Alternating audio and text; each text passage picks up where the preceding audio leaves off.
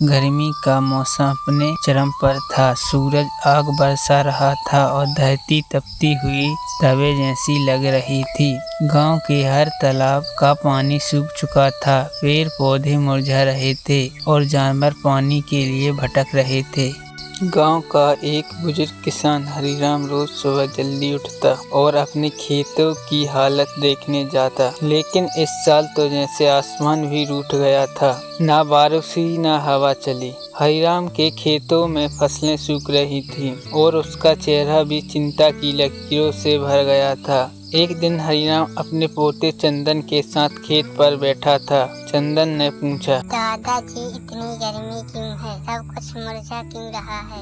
हरिराम ने गहरी सांस लेते हुए कहा, बेटा, यह गर्मी प्रकृति का संदेश है। हमने पेड़ काटे, जल को गंदा किया और धरती का ध्यान नहीं रखा। अब धरती हमसे नाराज। चंदन ने मासूमियत से कहा, तो हम लड़के को कैसे मना सकते हैं दादाजी? हरिराम के चेहरे पर हल्की मुस्कान आई। उसने कहा, धरती माँ को खुश करने का सबसे अच्छा तरीका है पेड़ लगाना, पानी बचाना और प्रकृति की रक्षा करना। चंदन ने वादा किया, मैं पेड़ लगाऊंगा और पानी बर्बाद नहीं करूंगा। अगले दिन से ही चंदन ने अपने दोस्तों के साथ एक मुहिम शुरू की। वे गांव के बड़े बड़े पीपल, नीम और बरगद के नीचे बैठे और आपस में योजना बनाते। बच्चों ने तय किया कि हर कोई अपने घर के आंगन में एक पेड़ लगाएगा और रोज उसे पानी देगा। धीरे धीरे यह काम गांव भर में फैल गया। बड़े बूढ़े भी बच्चों की इस कोशिश से प्रभावित हुए और उन्हें भी पेड़ लगाना शुरू किया।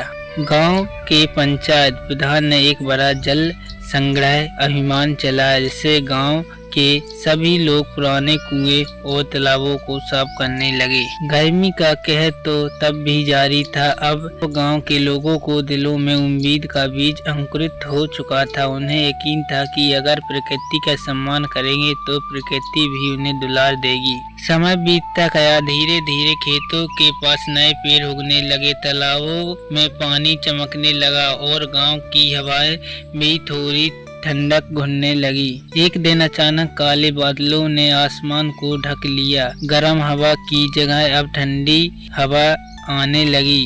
फिर तेज बारिश हुई, जैसे धरती माँ खुद गांव वालों के प्रयासों से खुश होकर उन्हें अपना आशीर्वाद दे रही है।